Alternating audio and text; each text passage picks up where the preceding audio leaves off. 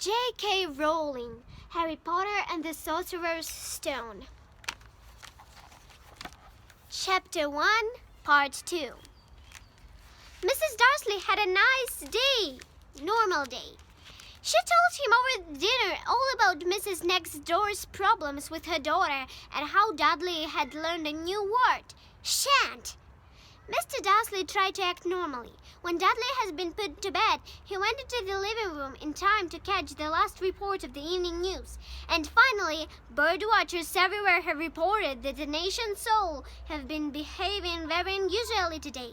Although owls normally haunt at night and are hardly ever seen in daylight, these have been hundreds of sightings of these birds flying in every direction since sunrise. Experts are unable to explain why the owls had suddenly changed their sleeping pattern. The newsreader allowed himself a grin. Most mysterious. And now, over to Jim McGuffin with the weather. Going to be any more showers of owls tonight, Jim?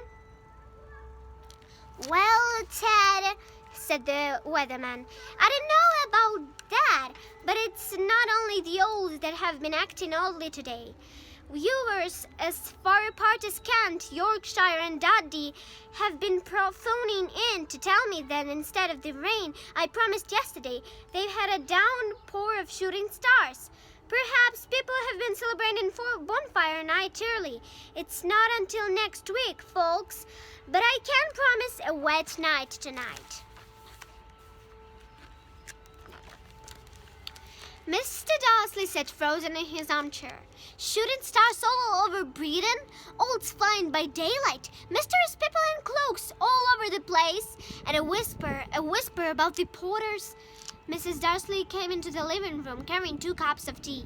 It was no good. He had to say something to her. He cleared his throat nervously. Petunia, dear, you haven't heard from your sister lately, have you? As he had expected, Mrs. Darcy looked shocked and angry. After all, they normally pretended she didn't have a sister. No, she said sharply. Why? Funny stuff in the news, Mr. Darcy mumbled. All shooting stars, and there were a lot of funny-looking people in town today. So, snapped Mrs. Darcy. Well, I just thought, maybe it was something to do with, her a lot. Mrs. Darcy sipped her tea through pursed lips. Mr. Darcy wondered whether he told her he would never heard the name Potter. He decided he didn't dare. Instead, he said as casually as he could, their son. He would be about Dudley's age now, wouldn't he? I suppose so, said Mrs. Darcy stiffly. What's his name again? Howard, isn't it? Harry. Nasty common name, if you ask me. Oh, yes, said Mr. Darcy, his heart sinking horribly. Yeah, I quite agree. He didn't say another word on this subject as they went upstairs to bed. While Mrs. Darcy was in the bathroom, Mr. Darcy crept to the bedroom window and peered down into the front garden. The cat was still there. It was staring down Private Drive as though it was waiting for something. Was he imagining things? Could all this have anything to do with the Potters? If it did, if it go out if they were related to a pair of... Well, he didn't think he could be buried. The Dursleys got into bed. Mr. Darcy fell asleep quickly, but Mr. Darcy lay awake, turning it all over in his mind. His last comforting thought before he left asleep was that even if the Potters were involved, there was no reason for them to come near him and Mrs. Darcy. The Potters knew they were very well that he and Petunia thought about them and their kind. He couldn't see how he and Petunia could get mixed up with anything that might be going on. He yawned and turned over. It couldn't affect them. However wrong he was, Mr. Darcy might have been drifting into uneasy sleep, but the cat on the wall outside was showing no signs of sleepiness. It was sitting as still as a statue, its eyes fixed unblinkingly on the far corner of Private Drive. It didn't so much as quiver than a car door slammed into the next street, nor when 2 owls swooped overhead. In fact, it was nearly midnight before the cat moved at all. A man appeared on the corner the cat has been watching, appeared so suddenly and silently you will have thought he just popped out of the ground. The cat's tail switched and its eyes narrowed. Nothing like this man have ever been in the private drive. He was tall, thin, and very old, judging by the silver of his hair and the beard, which were both long enough to tuck into his belt. He was wearing long robes, a purple cloak which swept the ground, and high-heeled, buckled boots. His blue eyes were light, bright, and sparkling behind half-moon spectacles, and his nose was very long and crooked, as though it had been broken at least twice. This man's name was Albus Dumbledore. Albus Dumbledore didn't seem to realize that he had just arrived into a street where everything from his name to his boots was unwelcome. He was busy remangling his cloak, looking for something. But he did seem to realize he was being watched because he looked up suddenly at the cat, which was still staring at him from the other end of the street. For some reason, the sight of the cat seemed to amuse him. He chuckled and muttered, "I should have known." He had found that he was looking for inside his pocket. It seemed to be a silver cigarette lighter. He flicked it open, held it up in the air, and clicked it. The nearest street lamp went out with a little pop. He clicked it again. The next lamp flickered into darkness. 12 times he clicked out the put outer until the only lights left in the whole street were 2 tiny pinpricks in the distance, which were the eyes of the cat watching him. If anyone looked out of the window now, even beady-eyed Mrs. Dursley, they wouldn't be able to see anything that was happening down of the pavement. Dumbledore slipped the pot after back inside his cloak and set off down the street towards number 4, where he sat down on the wall next to the cat. He didn't look at it, but after a moment he spoke to it. "Fancy seeing you here, Professor McGonagall." He turned to smile at the tabby, but it had gone. Instead, he was smiling at the rather severe-looking woman who was wearing square glasses exactly the shape of the markings the hat had around its eyes. She, too, was wearing a cloak, an emerald one. Her black hair was drawn into a tight bun. She looked distinctly ruffled. "How did you know it was me?" she asked. "My dear Professor, I have never seen a cat sit so stiffly." "You would be stiff if you had been sitting on a brick wall all day," said Professor McGonagall. "All day? When you could have been celebrating. I must have passed a dozen feasts and parties on my way here." Professor McGonagall sniffed angrily. "Oh, yeah. Everyone's celebrating, all right," she said impatiently. "You would think they would be a bit more careful, but no, even the Muggles have noticed something's going on. It was on their news." She jerked her head back at the Dursleys' dark living room window. "I heard it. Flocks of owls, shooting stars. Well, they are not completely stupid. They were bound to notice something. Shooting stars down in the Kent. I'll bet that was Diddle's Giggle. He never had much sense." "You can't blame them," said Dumbledore gently.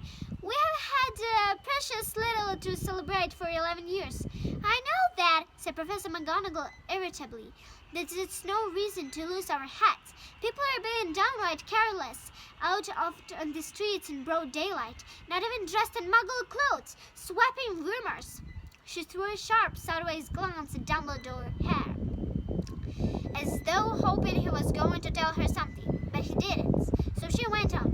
"If I think it will be if the very day you-know-who seemed to have disappeared at last, the Muggles found out about us all. I suppose he really has gone, Dumbledore." "It certainly seems so," said Dumbledore. "We have much to be thankful for. Would you care for a sherbet lemon?" What?" "A sherbet lemon. They're a kind of Muggle sweet I'm rather fond of." "No, thank you," said Professor McGonagall coldly, as though he didn't think she was the moment for sherbet lemons.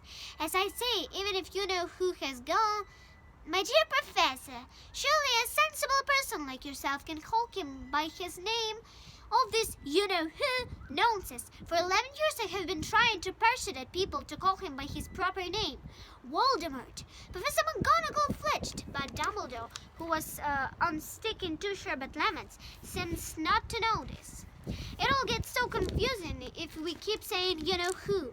I have never seen any reason to be frightened of saying Voldemort's name.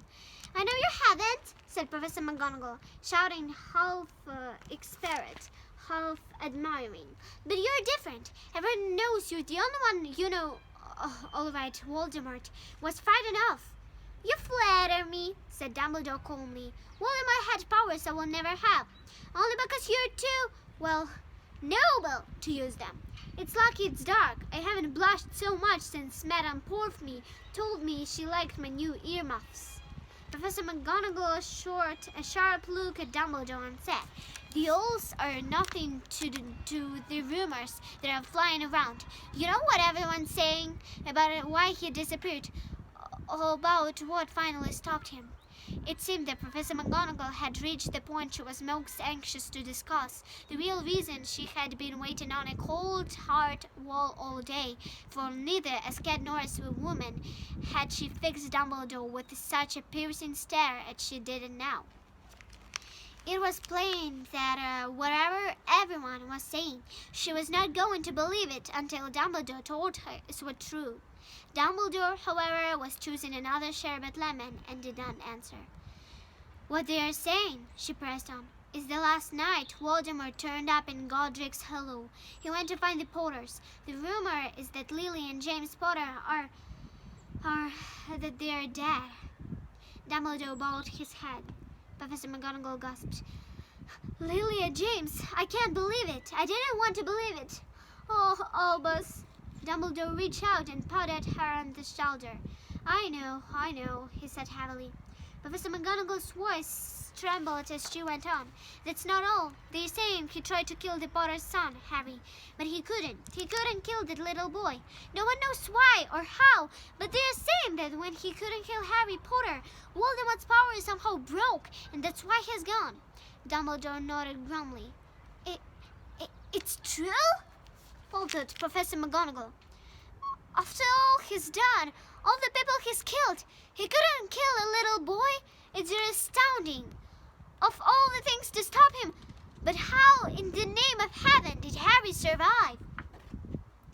We can only guess, said Dumbledore. We may never know. Professor McGonagall pulled out a lace handkerchief and dabbed her at her eyes beneath her spectacles.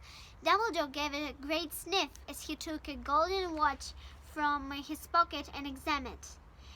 It was a very old watch. It had 12 hands but no numbers. Instead, little planets were moving around the edge. It must have made sense to Dumbledore, though, because he put it back in his pocket and said, Hagrid's late. I suppose it was he who told you I'd be here, by the way. Yes, said Professor McGonagall, and I don't suppose you're going to tell me why you're here, of all places. I've come to bring Harry to his aunt and uncle. They are the only one family he has left now. You don't mean, you can't mean the people who live here? Cried Professor McGonagall, jumping to her feet and pointing at number 4. Dumbledore, you can't! I've been watching them all day. You couldn't find 2 people who are less like us. And, they've got this son. I saw him kicking his mother all the way up the street, screaming for sweets. Harry Potter, come and live here. It's the best place for him, said Dumbledore firmly. His aunt and uncle will be able to explain everything to him when he's older. I've written them a letter. A letter? Repeated Professor McGonagall faintly, sitting back down on the wall. Really, Dumbledore, you think you can explain all this in a letter? These people will never understand him. He will be famous, a legend. It wouldn't be surprised if today was known as Harry Potter Day in the future. This will be books written about Harry, and every child in our world will know his name. Exactly, said Dumbledore, looking very seriously over the top of his half-moon glasses. It would be enough to turn any boy's head. Famous before he can walk and talk. Famous for something he won't even remember. Can you see how much better off he will be growing up away from all that until he's really ready to take it. Professor McGonagall opened her mouth, changed her mind, swallowed, and then said, Yes, you're right, of course, but how is the boy getting there, Dumbledore? She's eyed his cloak suddenly as though she thought he might be hiding heavy underneath it. Hagrid's bringing him. You think... you think it wise to trust Hagrid with something as important as this? I would trust Hagrid with my life, said Dumbledore. I'm not saying his heart isn't in the right place, said Professor McGonagall grandly. But you can't pretend he's not careless. He does tend to... What was that? A low rumbling sound had broken the silence around them. It grew steadily louder as they looked up and down the street for some sign of headlight. It swelled to a roar as they both looked up at the sky, and a huge motorbike fell out of the air and landed on the road in front of them. If the motorbike was huge, it was nothing to do the man sitting beside it.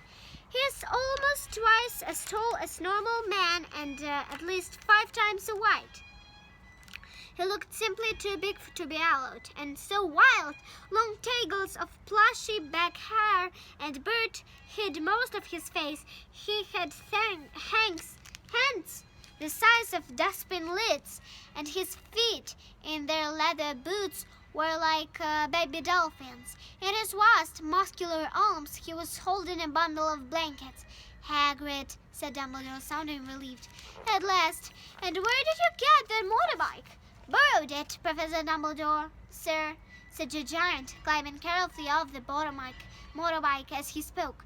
Young Sirius Black lent it me. I got him, sir. No problems. Were there? No, sir. House was almost destroyed, but I got him out all right before the muggles started swarming around. He fell asleep as we was trying to fly over Bristol. Dumbledore and Professor McGonagall bent forward over the bundle of blankets. Inside, just visible, was a baby boy, fast asleep. Under a tuft of jet black hair over his forehead, they could see a curiously shaped cut, like a bolt of lightning. Is that where? Whispered Professor McGonagall. Yes, said Dumbledore. He will have that scar forever. Couldn't you do something about it, Dumbledore?